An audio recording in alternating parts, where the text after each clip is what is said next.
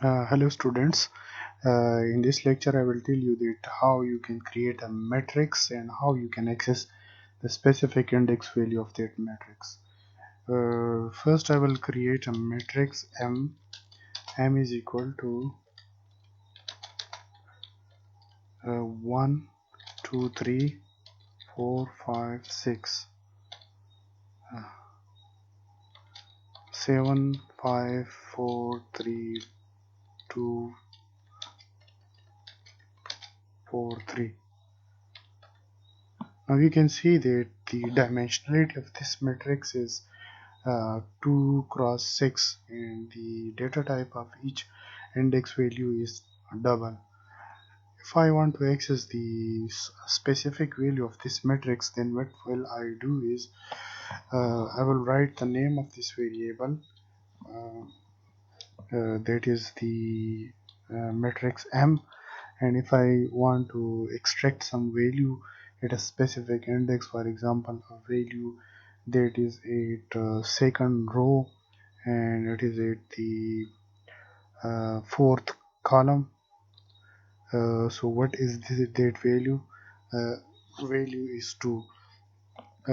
At second row, this is the second row. Which one is the fourth column? This is first column, this is second column, this is third, and this is fourth.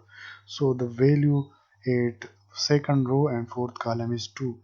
So if I want to access the complete uh, second row, that what are the values at matrix M in the second row, so I will write second row and I will write the colon sign in the column section of the index position. So when I execute this by I will see the all the elements of the matrix which lie in the second row.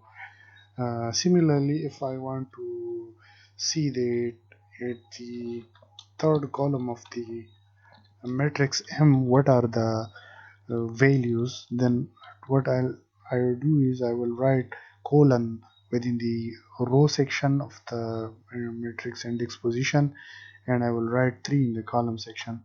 So these are 3 and 4.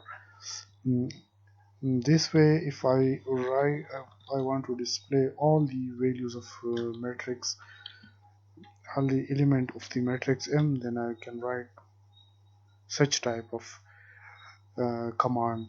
I will write the name of the variable and I will write a colon within the braces of the index position.